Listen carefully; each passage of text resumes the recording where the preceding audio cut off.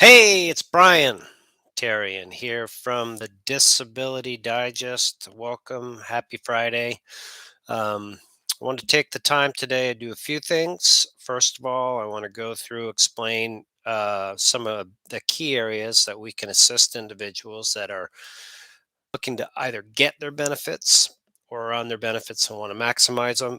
A few tips from this past week that I want to cover, but most importantly, for those of you that are out there that have questions that you want to get answered, Jasmine, welcome. I'm going to take the time to answer those. And I'm going to try to stay in my lane here and answer questions relative to what I know, which would be qualifying for Social Security disability, what you need to say to get approved. It's a common question that we have. Many people would like some tips to speed up the approval process. For those of you that are approved, you may have questions about maximizing your benefits with the increase in the Medicare Part B premium, cost of living, all of that. Um, so, or surviving, just how to survive. So, the questions that you might have, but I also want to spend a few moments on supplementing your disability income or supplementing your income while you're going through the approval process. So, that's what I have on tap for today. Jasmine, I see your question. Definitely going to answer that. So, first of all, first things first, what we do here at the Disability Digest and these events right here is we provide kind of the big picture answers to questions and things like that with your membership. If you're not a member, we invite you to join us. There's no charge for the membership. Jasmine is a member. I know that. And the membership is funded by sponsors and services. So it allows us to help you and take the resources that we have and provide a customized approach to help you either get your benefits, keep your benefits, or maximize your benefits. So those are the areas that we help in. Now, it could be that somebody is still working full time. And when they're working full time, there's definitely some steps, in my opinion and experience, that they should be taking to communicate to their doctors so that they understand or the doctors understand what their limitations are, and those limitations are in their medical records so that when they stop working they can get approved fast. That's the key, getting approved fast. So that's for something like that. And even more with people that are working full time, they need to set up a strategy for like how much is their check amount going to be. Do they have a spouse that's working? Will they have enough income in the household to pay their mortgage, their expenses, student loans, all that stuff? Maybe they are in need of some income protection. If they have a spouse that's still working, has a good job, but somebody's going to go out on a disability check, you want to protect that spouse's income, because if that spouse has to stop working too, then I've seen some real challenges in households. So those are some of the things that we can help people with on a full-time basis if they're still working. Um, Somebody has stopped working. There's a whole variety of questions they might want to know: if they qualify, how to get through the process, again, how much their check is going to be, does their condition qualify, all things like that. So we can give them a pretty good understanding. We can teach people or show them how to use a course here, how to go through the approval process on their own. Many have done it, saved thousands in legal fees. Or if they want to have somebody like a representative, an attorney or non-attorney work on their case, we could help them understand what that option is like, and perhaps find somebody that would work with them. Um, so that's the next piece. So full time, those going through the qualification process or approval process. When somebody's approved, what we focus on is helping people understand how to keep their benefits. It's in all the time that I've been doing this, the benefit reviews are at an all-time high, and people are getting hit hard. I don't know what else to say about it. And the statistics are, I mean, the number of reviews are generating the numbers of terminations. So there's certain things you need to do to keep your benefits. So we help people understand that. Or if they get stuck in a continuing disability review, we provide information for that. The other thing that we do for individuals that are approved is we help them maximize their benefits. And we keep track of the benefits that we review. Like we have a benefit review service that we offer our members, where we'll go through what they're on and what they're entitled to. Oftentimes they're paying for things that they shouldn't be, or they're entitled to things that they're not getting. The end result, and the report that we keep, is that there's 3,300 and something dollars of additional benefits that they're usually entitled to, and that might be another $1,000 in dental, might be another shopping credits. Maybe there's a new plan in their area that will pay them some cash back on their Part B premium. There's just a whole different, you know, bunch of different opportunities. So, so that's the big broad stroke and what we do. Before I get on to the questions, and thank you, I see them rolling in, and that's what I'm here for today. But a few things that I wanted to point out. There's a lot of work related questions that have been out there, and I want to speak to folks that have an interest in working, even if you're not approved yet. um, you can work and earn money going through the approval process, and it's $1,310 a month, um, and still apply. But trying to get approved and earning that much money is a whole different thing. So it's better if you keep your income lower, you don't have any at all. But I want to speak to this, and what you can do. I feel it's important for people to stay active, keep moving forward, doing the best that they can do. And of course, if you can work, then you're better off to work than you are to collect your disability income. So, what do you do if you're going through the approval process? Well, you can either use it as a setup time and not work and think about what you might want to do after you get approved. And that could be not working. It could be volunteering. It could be an internship. You could be doing some school. There was an individual in our YouTube channel here that I was fascinated by what they're doing. Is they were learning two languages. I want to say it was Spanish and German. Why those two, I don't know. And was learning something else. I believe it was coding, learning how to write computer code. Right. So just felt that it was important to keep engaged, keep learning, keep doing that. So this is what I'm seeing for people that want to go back to work. I see a big disconnect between their skills and their learning ability and connecting to today's work environment. Even if you're out of work for 12 months or 2 years, some people are out more longer and they want to come back.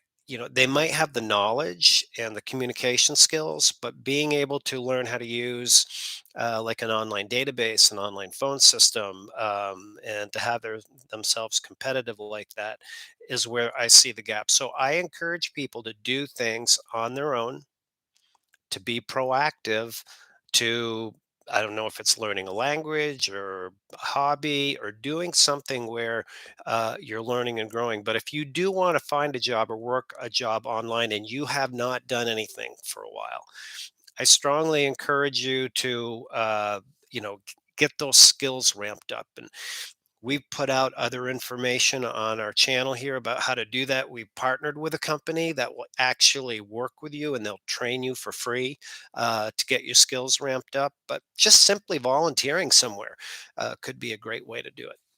All right. So those are my few tips. Now I'm going to get on with the questions. All right. So scroll back up here. And for those of you that are just joining here, just as a reminder, if you have questions that you'd like answered, that's why I'm here today. Here. Um, like if you qualify, getting approved, what to say to get approved, how to speed up the process, supplementing your income, anything like that, how to survive. Okay, so Jasmine, you had your hearing yesterday. Awesome. Um, and you want to know when you'll hear back from them. And okay, now, I am seeing like 30 to 60 days for a decision letter. Was there any indication, like, did the judge say anything like about a response or um, anything like that? Let me know. And if you don't have your online account set up with Social Security, I'd set one up and check there first. That's where you'll find it. So the next step that you'll find, Jasmine, is you'll get a decision letter, and if it's favorable, you'll get a favorable decision letter. And in that letter, it will say there will be another letter coming out about your award, which is how much you get paid, when your Medicare starts, all that stuff. So that's the process going forward. Okay. All right, Becky, let's see. I called my center to help me get it. I live in Tennessee and they refused to use my ER records, x rays.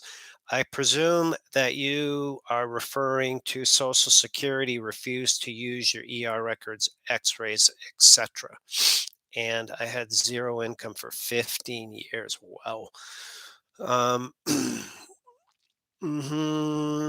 okay, got it. I'm just reading through your question. I have a question. Okay.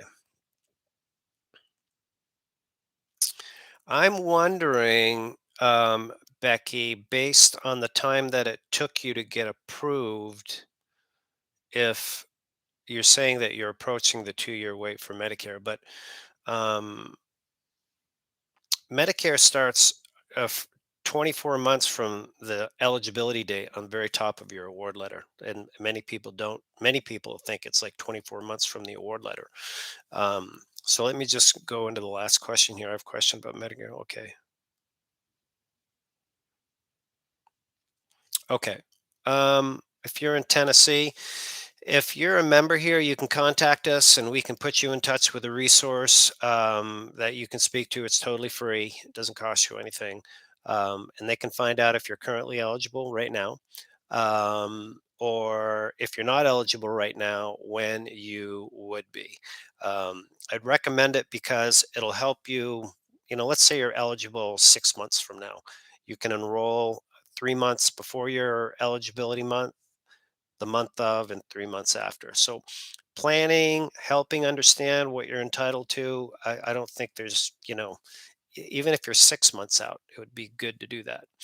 Um, so that would be my suggestion. Or if you're not a member here, just send a message to support at the Disability Digest. Okay, you have no medical insurance to pay for testing that's been denied. Yeah.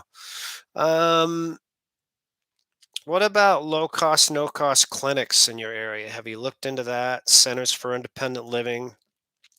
That's a great place to start. I haven't found a place in the US yet, believe it or not, that does not have some type of low cost, no cost clinic. We have also put out recently um, a list of 7 resources to survive and for treatment.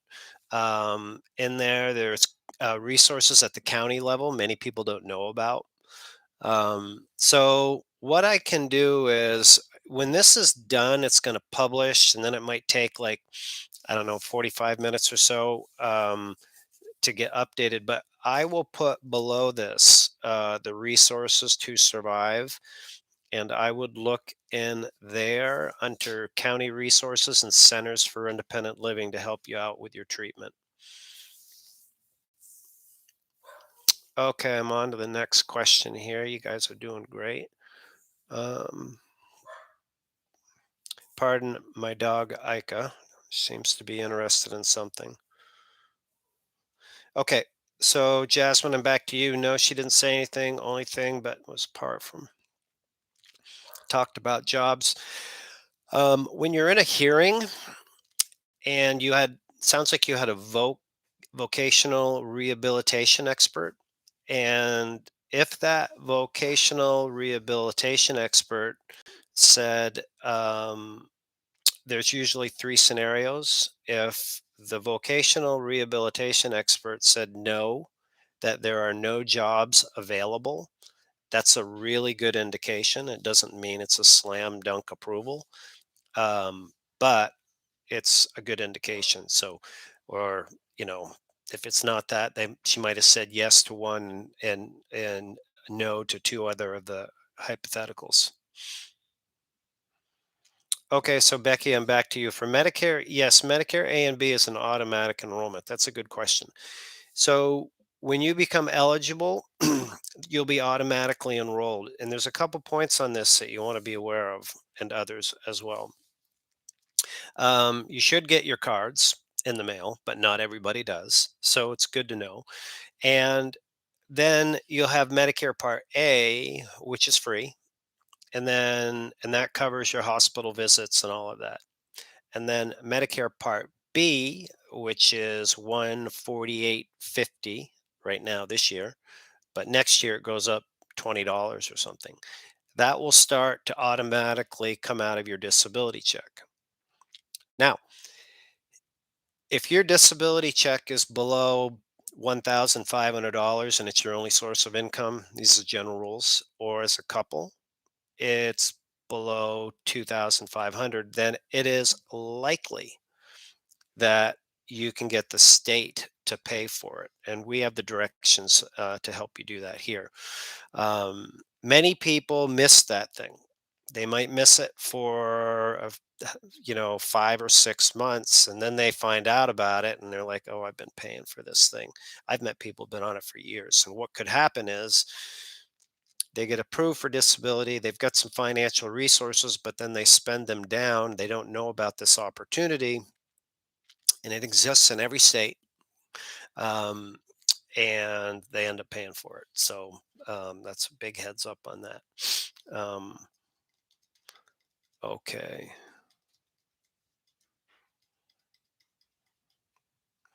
Okay, so you'll only get 794. That sounds like it's an SSI check. Are you sure it's a Social Security disability check?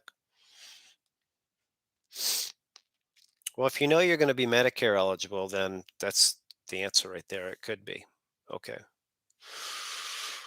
All right.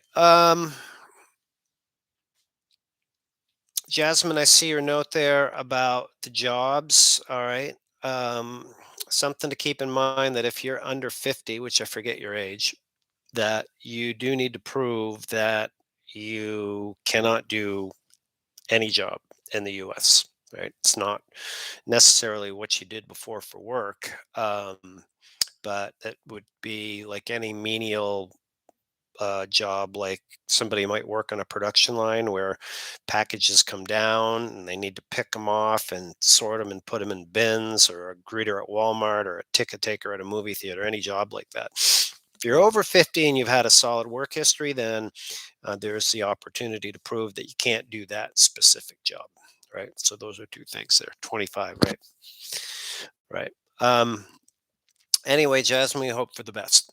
Um, Listen, folks, I am out of time for today, but I thank you for turning up. This has been recorded. The replay will be there out there, and I've made a note here to put the tips underneath to survive. I try to make it out here as many Fridays as I can. So I thank everybody for your time and attention here. And just as a reminder, if you are a member and we can assist you in any way, just reach out to us. Reply to any of the emails. Perhaps you were invited to this event via email. If you're not a member, we invite you to join us. Again, there's no charge for your membership. We can provide a customized approach to help you get, keep, or maximize your benefits. If you're watching the replay on YouTube, we'd appreciate it if you haven't done so already to subscribe, click the bell, then you'll get the upcoming videos. There's usually 2 or 3 key things that we put out a week. And of course, if you know somebody else that we can help, send it out. All right, everybody, make it a great day. Once again, it's been Brian from the Disability Digest. Until the next time, be well.